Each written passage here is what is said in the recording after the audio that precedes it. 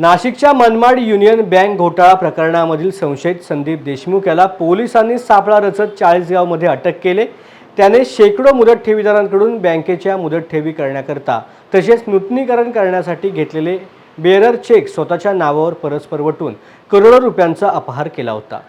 ही बाब उघड होताच तो फरार झाला। त्यानंतर पोलिसांनी माग काढत चाळीसगावमधून त्याला अटक केलं।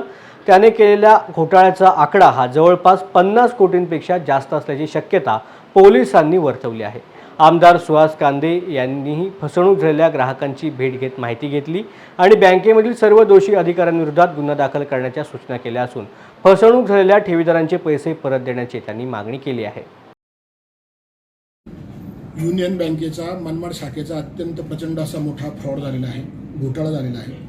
आम्हाला अंदाज असा आहे की ते 30 कोटी रुपयापर्यंत झालेला आहे आणि त्याच्यामध्ये बँकेचे कर्मचारी आणि बँकेचे सर्व अधिकारी, प्रबंधकापासून तर सगळे अधिकारी, जे जिल्ह्याचे मेन अधिकारी आहेत ते त्यांचा हात असण्याची शक्यता आहे।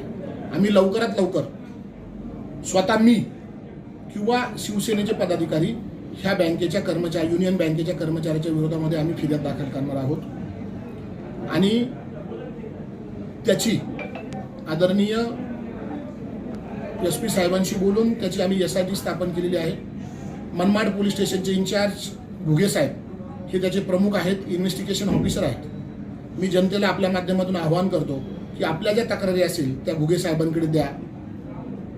जे मुख्य प्रबंधक जे आहेत त्यांचा मला आत्ताच फोन आला दूरध्वनीवरून आणि त्यांनी मला सांगितलं की सगळ्या पैशाला आम्ही जबाबदार आहोत आणि आम्ही पैसे देऊ। परंतु आपल्या माध्यमातून मी आपल्या सगळ्या जनतेला विनंती करतो की आपले काही पुरावे जरी नसेल परंतु आपली फसवणूक झाली असेल, ज्यांची फसवणूक झाली त्यांच्याकडे पुरावे असेल त्यांनी आमदारच्या संपर्क कार्यालयाशी संपर्क साधावा आणि आमच्या शिवसेनेच्या प्रमुख लोकांना भेटून ते आपले पेपर द्यावेत, जेणेकरून त्यांचे पैसे काढण्यासाठी आम्हाला मदत होईल।